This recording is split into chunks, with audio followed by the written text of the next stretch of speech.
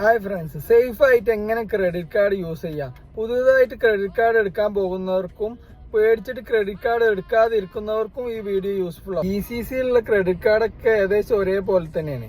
അത്യാവശ്യത്തിന് മാത്രം യൂസ് ചെയ്യുക. അനാവശ്യമായിട്ട് യൂസ് ചെയ്യുകയാണെങ്കിൽ നിങ്ങളെ പൈസ എല്ലാം പോകും. പിന്നെ നിങ്ങൾ മനസ്സിലാക്കേണ്ടത്, ഈ ക്രെഡിറ്റ് ലിമിറ്റ് ഒരിക്കലും ബാങ്കുകാർ ഫ്രീ ആയിട്ട് തരുന്നതല്ല. അത് നമ്മൾ തിരിച്ചടക്കേണ്ട എമൗണ്ട് ആണ്. പിന്നെ അത് ഒരിക്കലും കംപ്ലീറ്റ് ആയിട്ട് യൂസ് ചെയ്യാനും പാടില്ല.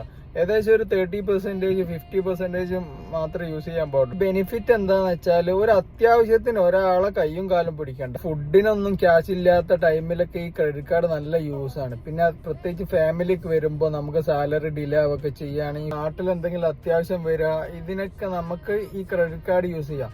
നാട്ടിക്ക് ക്രെഡിറ്റ് കാർഡ് വെച്ച് ക്യാഷ് അയക്കുമ്പോൾ ഡയറക്റ്റ് ആയിട്ട് ഒരിക്കലും പൈസ അയക്കരുത്. പിന്നെ ATM ഒന്നും ക്യാഷ് ഒരിക്കലും വിഡ്രോയിലും ചെയ്യരുത്. ക്രെഡിറ്റ് കാർഡ് യൂസ് ചെയ്തിട്ട് സേഫ് ആയിട്ട് നാട്ടിക്ക് എങ്ങനെ ക്യാഷ് അയക്കാന്ന് അറിയേണ്ട ആൾക്കാർ എനിക്ക് ഡയറക്റ്റ് ആയിട്ട് മെസ്സേജ് അയക്കും. എല്ലാ ക്രെഡിറ്റ് കാർഡിന്റെയും ഒരു സെറ്റിൽമെന്റ് ഡേറ്റ് ഉണ്ടാവും. ആ സെറ്റിൽമെന്റ് ഡേറ്റ് മുതലാണ് നമ്മൾ യൂസ് ചെയ്യേണ്ടത്. സെറ്റിൽമെന്റ് ഡേറ്റ് മുതൽ പിറ്റത്തെ മാസം സെറ്റിൽമെന്റ്, മന്ത്ലി ഓൺ ടൈം ആയിരിക്കുമല്ലോ സെറ്റിൽമെന്റ് ഡേറ്റ്.